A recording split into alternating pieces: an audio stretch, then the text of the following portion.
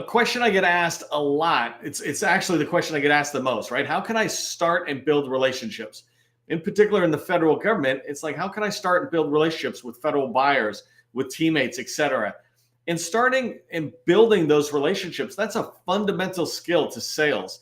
If you're not building relationships, then you're not really having the success that you could have within sales. And I want to help you with that. I had a small business. I just want to tell you a quick story. Yesterday, I had a small business reach out to me. And when I say small business, they were doing somewhere between 5 and 10 million. So they weren't just starting, but they reached out to me yesterday to talk about their challenges, their sales challenges, and what's going on with the revenue in their company. And their challenge in their mind when we first started to have the conversation was that, we're not winning proposals. We're writing it correctly. We think we're getting in there. We're talking about win themes, et cetera, and really trying to communicate it, but we're not winning proposals. And what I tell people, whenever you're not winning proposals, you need to see if you're writing winning proposals. And if you are, then you need to look at your shift left in that activity and go, well, are we doing capture? And basically the reason they're not winning the proposals, as I kind of know just from experience, but they began to understand through the conversation, as we talked, they realized that they're not doing a lot of capture because they're not able to get into doors yet, right? They're not getting into the doors to speak to buyers about their challenges and their pain points. If you've ever written proposals, we need to understand a customer's challenges and pain points. What are they running into? What are their goals and objectives? What do they see for the future that they're trying to accomplish? And the thing to keep in mind is this challenge, I've been doing this 7 years now of coaching, right? 20 years doing it myself, but 7 years of coaching. I help businesses that are brand new coming out of the gate, businesses that are in the $10 to $40 million range, and billion-dollar companies. And salespeople all have that same kind of challenge. These two major challenges, right? How do I hear about opportunities that I can win? And then how do I start and build relationships? How can I get in the door? And that's what we're talking about today. And so starting and building relationships and success demands you be able to get in the door, that you develop the skills around starting and building relationships. That begins with getting in the door, right? Building a relationship, starting and building a relationship. You have to get in the door to start going down that direction.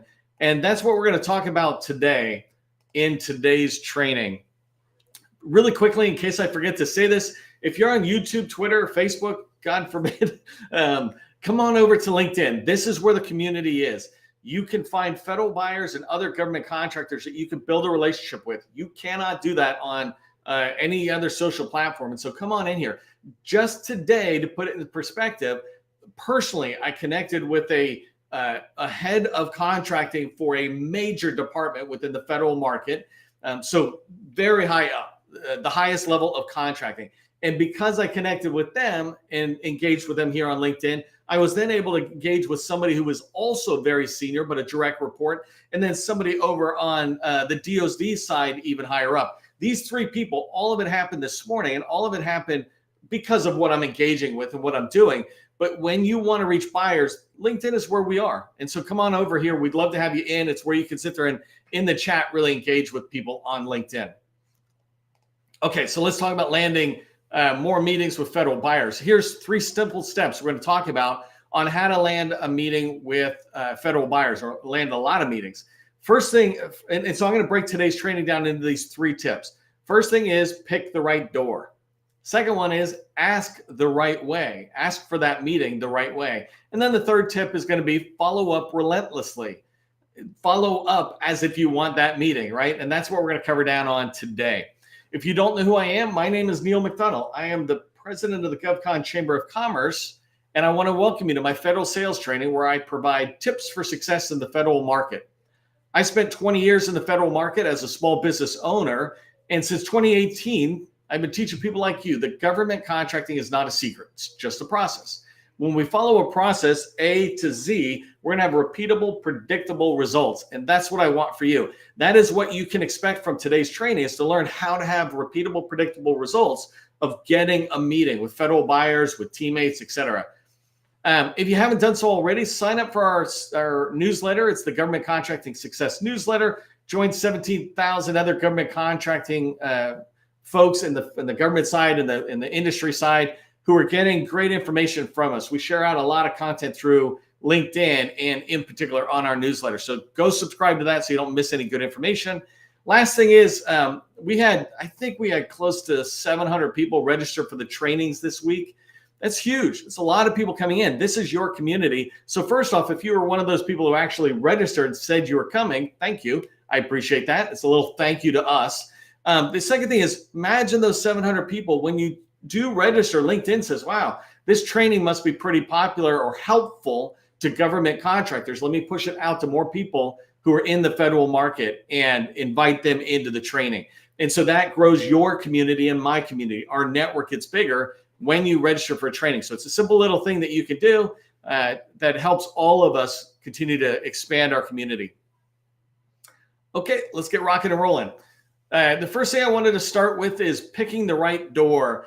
And I want you to visualize this because this is the second time I've used this reference and I forgot to have a picture.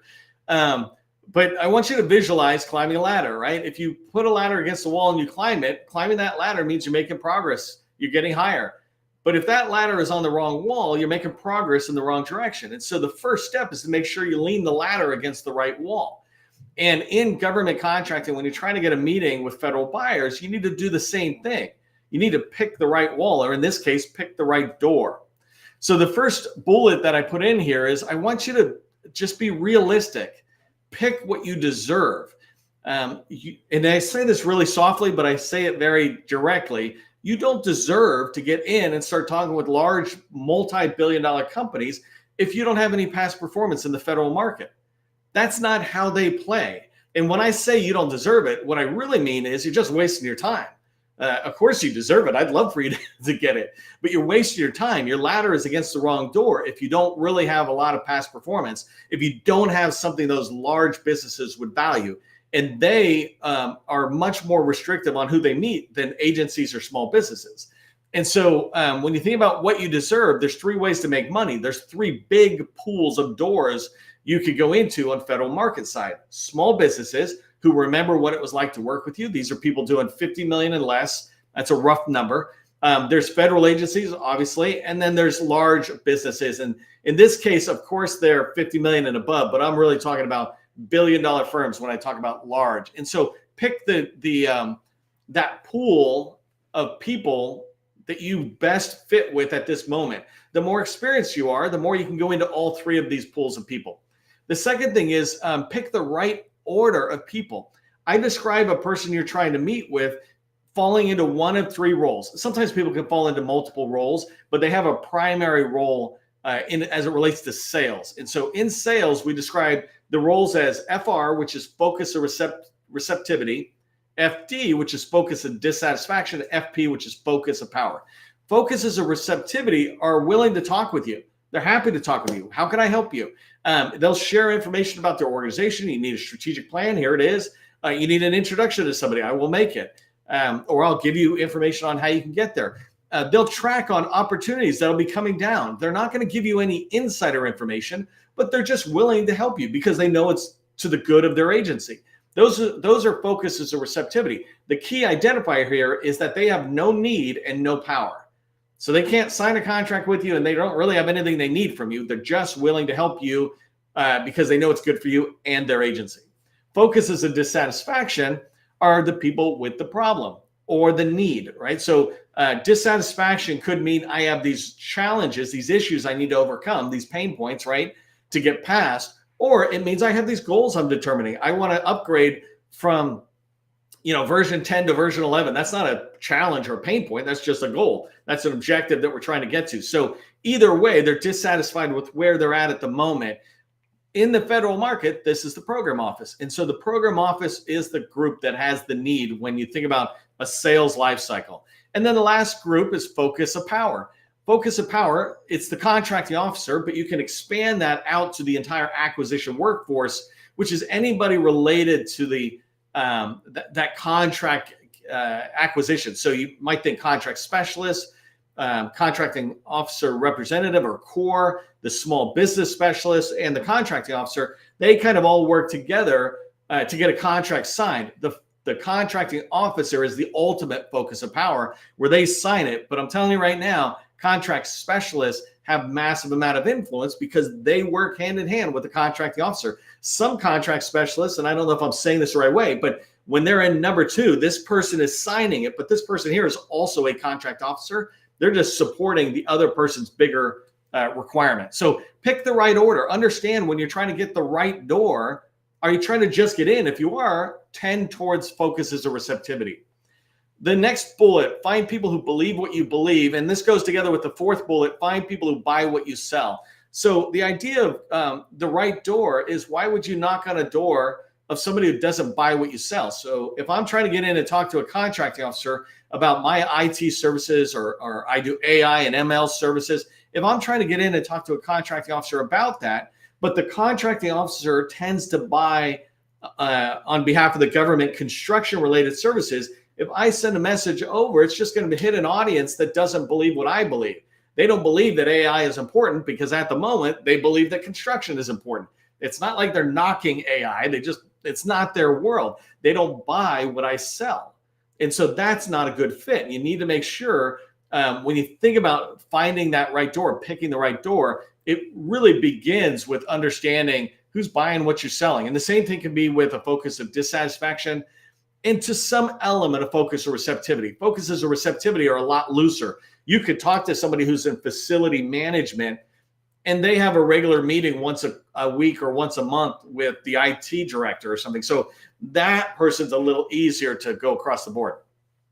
5th bullet here, I said, look for commonality when you think about the right door. And this one's, there's a lot of subliminal things that happen out there. And this one is just a fact of life that we like working with people who seem a little bit more like us. And an example is, this is what larges want, right? Larges want to know that you're going to be risk-free when they work with you, and that you're going to bring this extra value.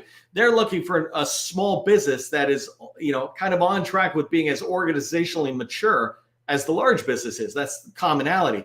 Well, I put here the U.S. Coast Guard. They just like working with Coasties. People who are in the Army like working with Army folks, right? I can go, I'm an Army guy, and I can try to go sell into the Navy. I got to tell you, I got a lot more in common with the Air Force. I don't really understand boats. Why would you have a boat floating out on the water? Which is not realistic, since I got a huge picture behind me of a sailboat, and that's where I'd rather be. But I digress. Think about that, though. If you're trying to knock on doors, where can you find common doors? So especially if you're just kind of getting started, if you've got traction in the educational world, maybe the or the Department of Education is the place to be. And the last one I put here is back from my earliest sales days. I've been doing sales for, way too long, right? I like to pretend like I'm young, but when I sit there and tell you how long I've been doing it, that blows that out of the water. But this idea, I used to sell vacuum cleaners door to door, if you don't know this. And vacuum cleaner sales is now it doesn't even really exist. But back then, you go door to door, and it was an aggressive thing. And there was 2 things about going out and picking the right door. First thing is, I needed to make sure I was picking the right neighborhood. I didn't want to go into a neighborhood where it was just a rundown neighborhood. If it was, there was 2 things. They probably didn't really care about a very expensive vacuum cleaner, and they probably weren't going to spend that much on a vacuum cleaner when they could pick it up for 25% of the cost somewhere else, right? At Sears. And so I was selling these high-end vacuum cleaners. I needed to go somewhere where they were used to selling or buying expensive things, where you saw a bunch of BMWs in the driveway or Mercedes. The second thing was, if you saw signs on the door when you're selling vacuum cleaners that said, beware of dog, that just is a sign that says, beware of that house and keep moving, right? The mail carriers have to deliver every house, but we vacuum cleaner, we salespeople keep on going. And so when you think about picking the right door, just avoid those doors where people are brutal and not nice to you. And in this case, it would be that vicious dog. Just move on. There are so many people, and I'll talk about this in a minute, who want to hear from you.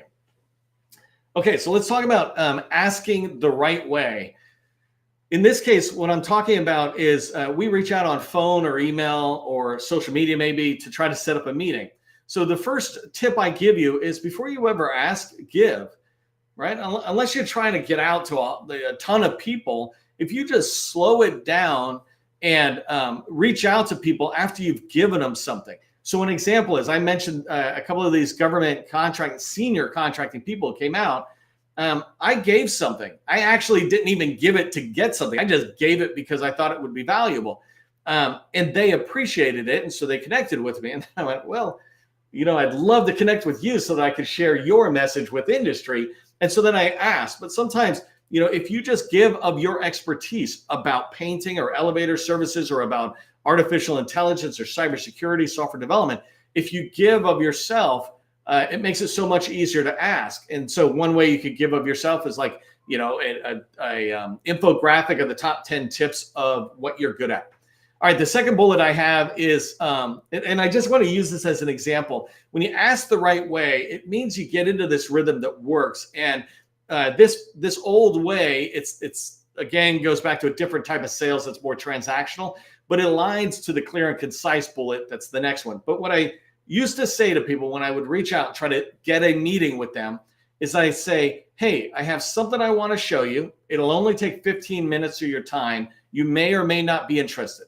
I literally used to say that 20 plus years ago, 25 years plus ago.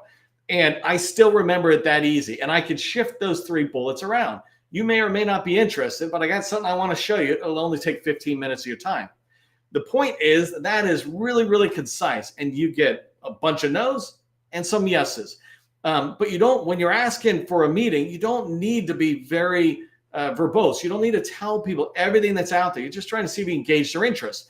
In here, in the federal space, we might say something a little bit more specific, like, I want to talk to you about, it's funny, I used to say the federal market with one of my customers, and I noticed they're not getting results. I'm going to advise them today in the meeting I have that, hey, let's bring that down a level to say, hey, I'd like to talk to you about DevCom or something. There's a specific command within the government or in DoD, and be really specific. But that third bullet, when you ask for a meeting, you want to be really clear and concise. What I put here is remove the friction. And the friction is everything about your company that distracts from your ask. You're asking for a meeting.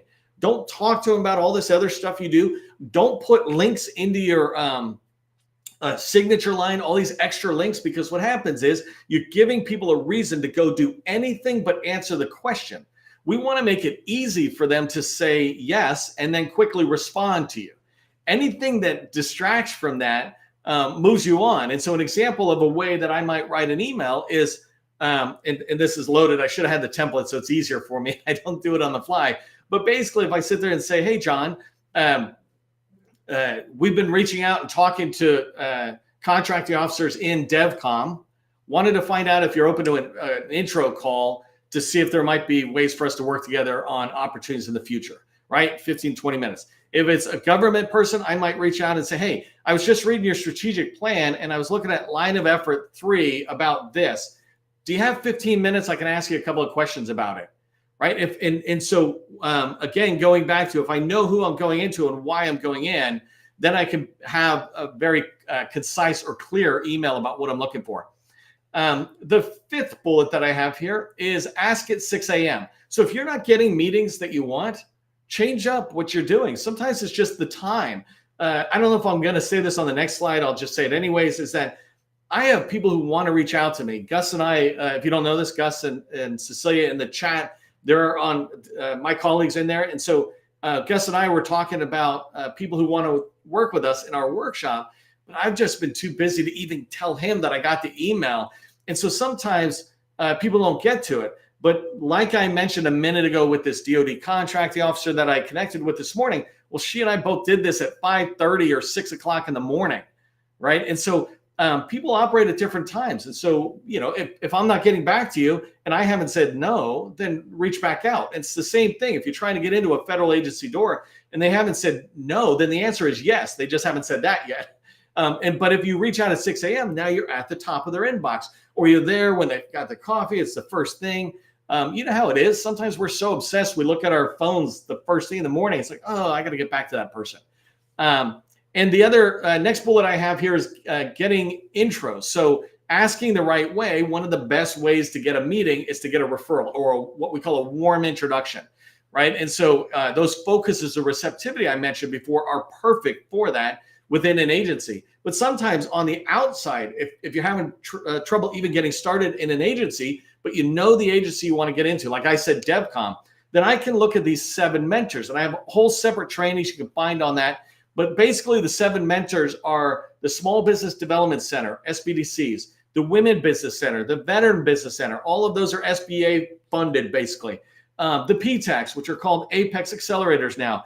And then there's SBA PCRs, SBA Business Opportunity Specialists. There was somebody else, and then there was us. Or maybe we were 7. But it doesn't matter, because these ones down here, the Women Business Center or the PTACs, right? Those are people who have relationships with the agencies you're probably trying to get into. So you can reach out to them. Make sure you're building a relationship, right? You want this network in place, but you can ask for an introduction. Hey, can you introduce me even to the small business specialist, which then gets you to the next level. And the last one is social sell. That means use LinkedIn and get out there and engage, share. Remember what I said about give first, then ask, but engage with the content other people are sharing. Get in and give it a thumbs up. That's a minimal way to engage. Or you can provide a valuable comment in there that kind of drives the dialogue along. And those of us, and I'm speaking personally, those of us who put content out there, when somebody puts a relevant comment in that kind of keeps the dialogue going, even if they slightly disagree with me, which, oh my God, why would you ever do that? But even if they slightly disagree with me, right, it gets the engagement going. And that's what we content creators want. And content creators are not just in the industry or in Silicon Valley. They are federal buyers as well. Federal buyers are trying to get the discussion going about where we're going with data, et cetera.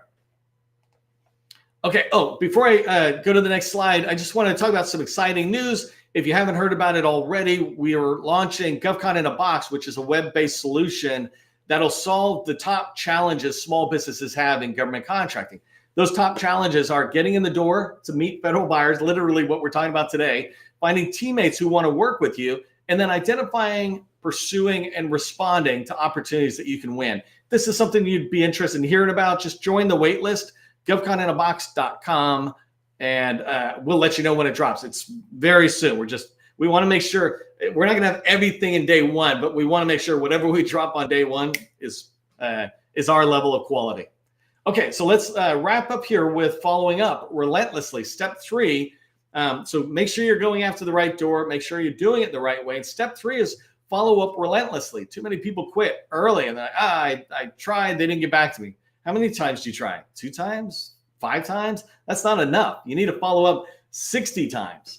I'm proof of that. I have people I want to talk to and I don't get back to them because I'm just so busy. But if they came back, they would hit me at the right time. I'm like, let me get back to them. And it always starts with, sorry, I didn't get back to you earlier. I feel bad, but let's get past that.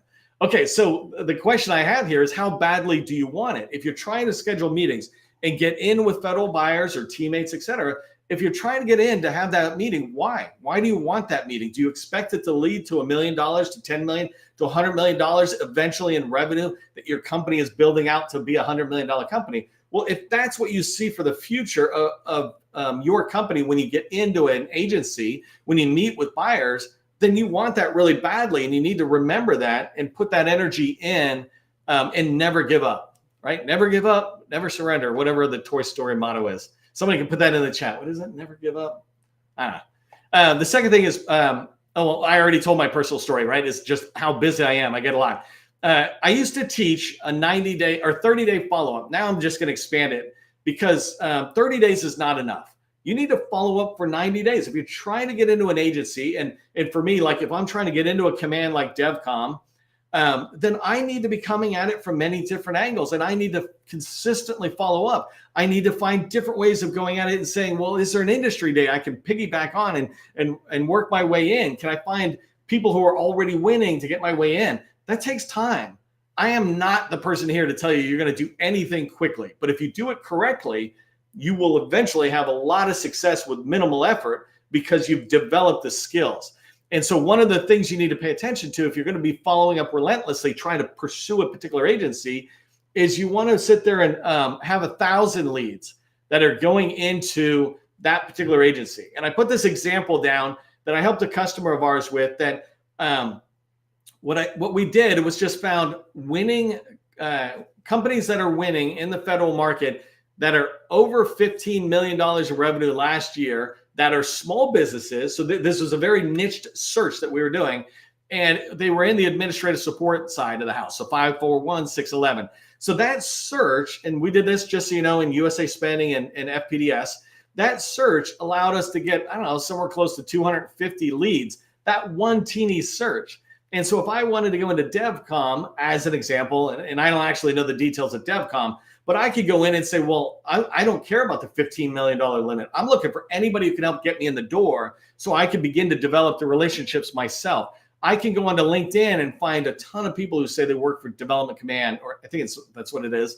And I can find a ton of small businesses that are in there. So build a list of 1,000 leads. If you really want to get into the Army, then build the list of leads into the Army so that you can grow in there. The last thing I want you to understand is the bell curve. This bell curve, I came on it from the technology adoption cycle. So there's a book called Crossing the Chasm, and the chasm doesn't really matter today. It's an adoption thing. But what I want you to understand is that only 2.5% of the people. So if you reach out to 100 people, only 2 people are going to go, oh my God, thank you. You called me. Let's schedule a meeting, right? And 13 people will be like, oh yeah, I'd be happy to have a meeting. They're not as excited, but they're happy to have a meeting. So 16 out of 100 people. That means you need to call at least 100 people to get 16 meetings. Don't stop at 30, 50, or 80 people. Call 100 people. And that is why I 10x it up to 1,000 and say, well, why call just the bare minimum? Call enough to guarantee you will get meetings in the agencies you want to get into. All right, let me wrap up with 3 last tips for you on what you can do coming out of today's training. First thing is just pick the agency you want to get into. Pick that one door. Even tighten it down. If you're looking at the Navy, go to NAVC or go down to Naval Warfare Centers. Pick the place you want to get into. Then gather as many names as you can, right? In this particular case, you might grab 250 to 500 names just for that one little area. You keep growing it if your department gets bigger. And then last thing, follow what I taught you and create a plan to get in the door, right? There's you can go on and see a bunch of other training I do about how do you write emails, how do you do phone calls and leave voicemails to get meetings, but create a plan and just drive towards it on a consistent basis. And if you pursue it relentlessly, you will have the success that you want.